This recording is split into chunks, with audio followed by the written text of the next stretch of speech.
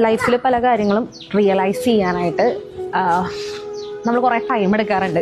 ആ ടൈം എടുക്കുന്നതിൽ കുറേ പേര് ലൈഫിലേക്ക് വരും.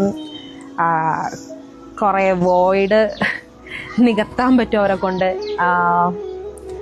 നമ്മളെന്താണെന്ന് സംടൈംസ് എങ്കിലും റിമൈൻഡ് ചെയ്യാനായിട്ട് അവർ കുറേ ഹെൽപ്പ് ചെയ്യും. റിയലൈസ് ചെയ്യുന്ന സമയത്ത് ആ ഉള്ളവരൊക്കെ നമുക്ക് ഭയങ്കര ഇമ്പോർട്ടൻ്റ് ആയിരിക്കും.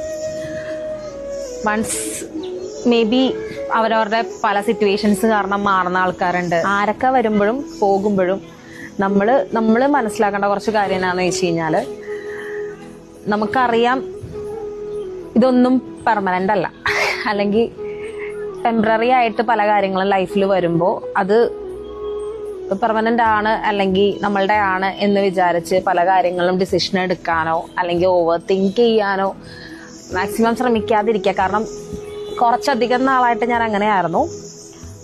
ഓവർ തിങ്ക് ചെയ്യുമായിരുന്നു, ആവശ്യമില്ലാത്ത കാര്യങ്ങൾ, ആൻസൈറ്റി, ഡിപ്രഷൻ എന്ന് പറയാൻ പറ്റില്ല, ആൻസൈറ്റി ഉണ്ടായിരുന്നു. എനിക്ക് ഭയങ്കരമായിട്ട് എഫക്റ്റ് ചെയ്തിട്ടുണ്ട് അങ്ങനെയുള്ള കാര്യങ്ങൾ. അപ്പം അത് ഭയങ്കര നെഗറ്റീവ് ആണെന്നുള്ളത് റിയലൈസ് ചെയ്യാനായിട്ട് ഒരു മൊമെന്റ് വേണ്ടി വന്നു. നമുക്ക് നമ്മളെ ഉണ്ടാവുള്ളൂ എന്ന് മനസ്സിലാക്കാൻ പറ്റുന്ന കുറച്ച് ടൈംസ് വേണ്ടി വന്നു.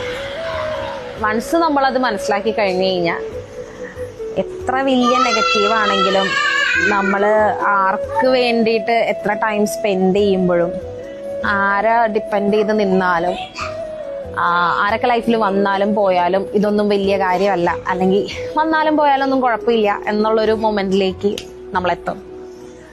സോ എനിക്ക് ട്രാവൽ ചെയ്യുമ്പോൾ ഏറ്റവും കൂടുതൽ കിട്ടുന്ന ഒരു സന്തോഷം അതാണ്. അനാവശ്യമായിട്ട് ഫുള്ളി എൻഗേജ്ഡ് ആകുമ്പോൾ ബെനഫിറ്റ് എന്താണെന്ന് വെച്ച് കഴിഞ്ഞാൽ, ഇങ്ങനെയുള്ള കാര്യങ്ങളൊന്നും ചിന്തിക്കാതിരിക്കാൻ നമ്മൾ ശ്രമിക്കും.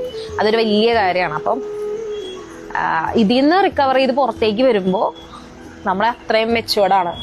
അല്ലെങ്കിൽ നമ്മൾ മനസ്സിലാക്കും ഇതിലൊതുങ്ങൂല, ഇതൊന്നും അല്ല, ഇതില് നമ്മൾ എന്താണെങ്കിലും ഡൗൺ ആവില്ല. സന്തോഷം നമ്മളുടെ കയ്യിലാണ്. മാക്സിമം നമ്മളത് കണ്ടെത്താൻ നോക്കുക, നമ്മളതിൽ എൻജോയ് ചെയ്യുക. ചെറിയ ചെറിയ കാര്യങ്ങളുണ്ടായാലും ഡൗൺ ആവാതിരിക്കാൻ നോക്കുക, ചെറിയ ചെറിയ കാര്യങ്ങളിൽ സന്തോഷിക്കുക. അതുപോലെ തന്നെ മാക്സിമം നമ്മളുടെ സന്തോഷം ഒരു കാര്യത്തിൽ മാത്രം ഫോക്കസ് ചെയ്യാതിരിക്കുക.